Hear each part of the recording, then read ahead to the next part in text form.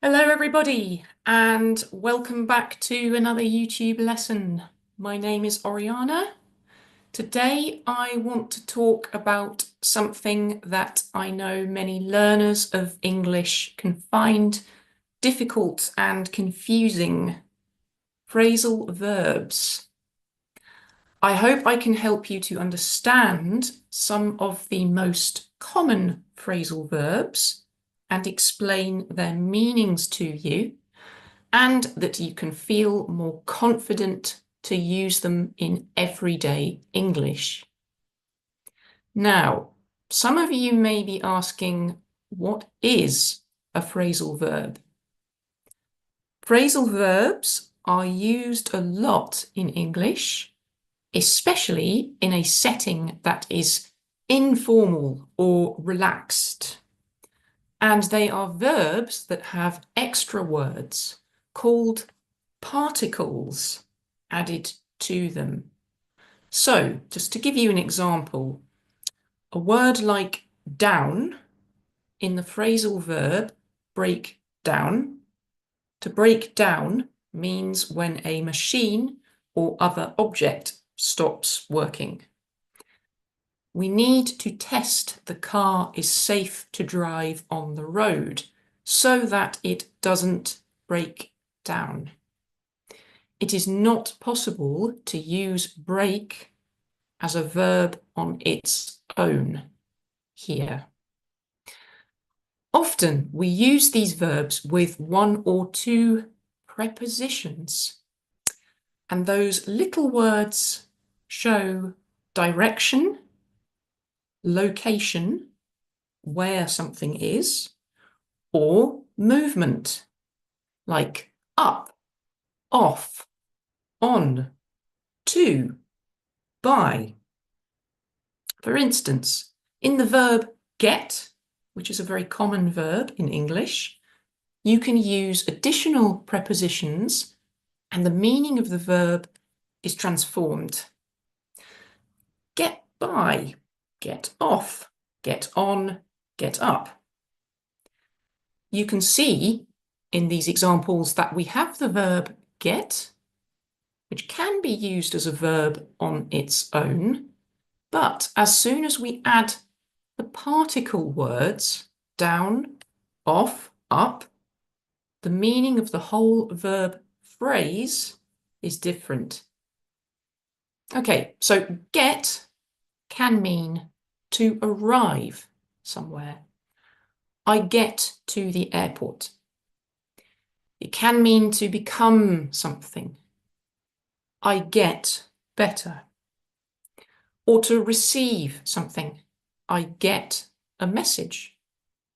But it is important to remember that as soon as we add those little extra preposition words to the verb, they change the meaning of the original verb completely and create new meanings. Now, let's look at a few together and think about how the verb magically changes when we add those extra words to them. We'll start with get, as there are a lot of possibilities and definitions here. How are you getting on? In this question, I mean, how are you? How is life in general? Do you notice how I use the verb get with the preposition on? To get on in life is to manage with things on a daily basis, like your job, family, studies, relationships, and home life, and also manage your emotions and your feelings, your mood. I'm getting on fine. I'm getting on very well. If we take the phrasal verb get on, and now we add another particle, the word with, then, like magic, we have a completely new meaning. Get on with.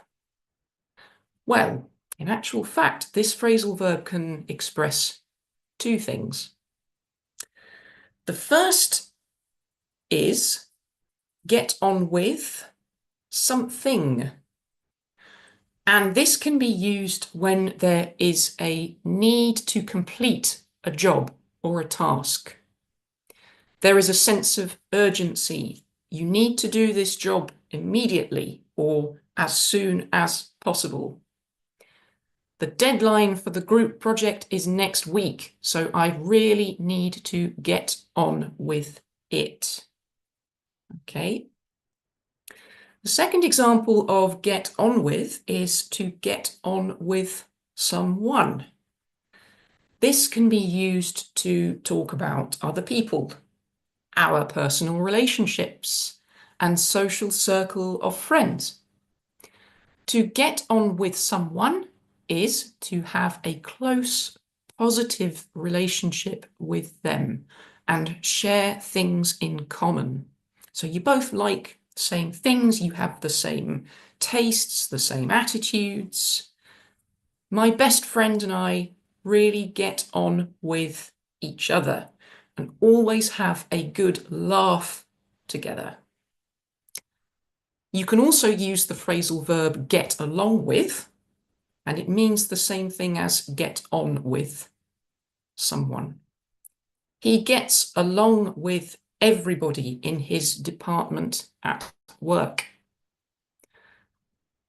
So some of these next ones are going to be a bit more familiar to you, and you will probably recognize them. What is the next thing you do in the morning after you wake up? There's a phrasal verb, wake, wake up. The next thing you do is you get up. So that's probably one of the first and easiest phrasal verbs to learn. And it's probably one of the first ones that you learned in English to talk about daily routines, for example. Do you drive or take public transport to school or work? If you do, then you get in your car or you get on the bus or the train or the metro, for example. What about at the weekends? What do you like to get up to? You might also recognize this verb, get up to. This is a casual way to ask someone, what do you like doing? What did you get up to at the weekend? Is a way to make polite conversation in English about someone's free time, their hobbies, their interests, something they did for fun. Okay, on to our next phrasal verb in the list, which is get over. To get over something is to recover from a difficult or challenging experience. It took her a long time to get over the fact that her dog died. However, if the difficult or challenging experience is happening in the present moment, right now, you could say that you want to get it over with. When that experience is so annoying, you can't wait for it to end. You want it to end soon or right now. For many students, end-of-year exams are something they are excited to get over with so they can then enjoy their summer holidays. Do you like to keep old clothes, belongings, and furniture? Or do you prefer to give them away? To give away is to give something to somebody that you don't want anymore. Another way to express this is to get rid of something. Sometimes it's healthy to sort out. There's another phrasal verb, sort out, organize, and get rid of things we don't want, things we don't need, or things we just don't like anymore. I need to get rid of these old chairs. They're really ugly. At other times, it's healthy simply to get away somewhere. So to get away means to take a break and travel for a holiday, usually somewhere abroad in a different country, but you can have a staycation too. And that word staycation is a very modern word. It means a vacation or a holiday in your own country. So lots of British people enjoy a staycation. If you decide to have a holiday in the UK, if you want to travel abroad, get away to the UK, you might end up in a popular tourist destination like London, Edinburgh, or Brighton, if you want to go to the beach. To end up is to finally arrive in a specific place. Here are a few more helpful phrasal verbs that you could try out. To try out means try something new or unfamiliar. We always eat Italian food. Why don't we try out that Japanese sushi bar in town? My next verb is try on. Before we buy clothes from the shop, it's always a good idea to try them on. So you try something on, try them on, and check they are the right size and style. Okay. Now, have a think and remember when you were at school. Can you remember lessons when the students wouldn't stop talking or they made too much noise? What did the teacher say on those occasions? Well, when that happens in class, an English-speaking teacher might ask their students to settle down. Yeah, settle down.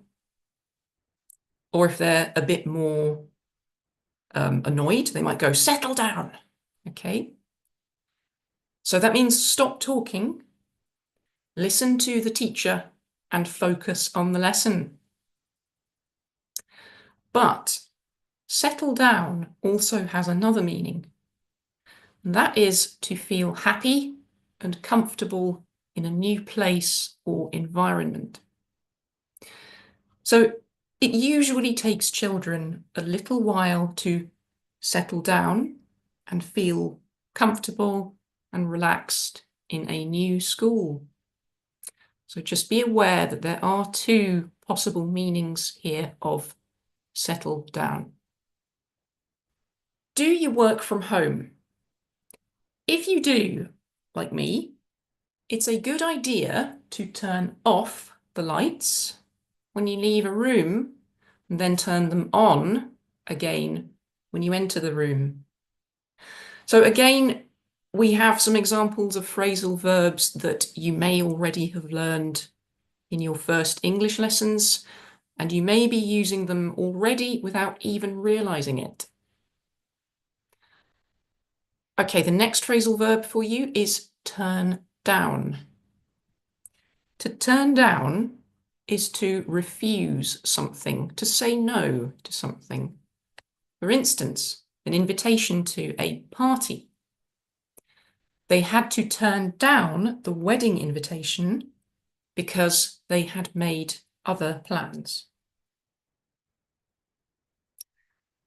Okay, optimistic people believe that things always turn out well. To turn out means to have a particular result. Okay, things can turn out well, they can turn out badly. So we usually follow the phrasal verb turn out with an adverb, like well, like badly, for example. Do you have an important project to do? Well, if you do, Don't forget to turn in your work before the deadline. To turn something in is to give it to somebody in a position of authority. So you're giving a work project, you're giving homework to somebody like a teacher or a manager. On to the next one. Sign up for.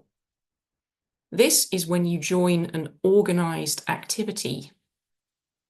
So, if you like learning languages, why not sign up for some English lessons? I will certainly look forward to meeting you. So, there you have a useful list of some phrasal verbs, their meanings, and a few examples of how to use them in context, and hopefully how to use them in everyday conversation. The best approach here to understanding phrasal verbs is to revise and memorize them, practice them one at a time, and then before you know it, you will be able to practice and use the right phrasal verb for the right occasion. Don't give up. Don't stop practicing. And like I said, you are probably already using phrasal verbs when you speak English, and you may not even know. Well, it's now time to sign off and end the video.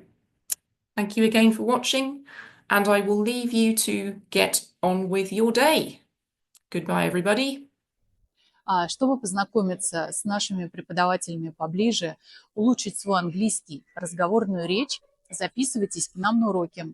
У нас, кстати, есть бесплатное занятие пробное.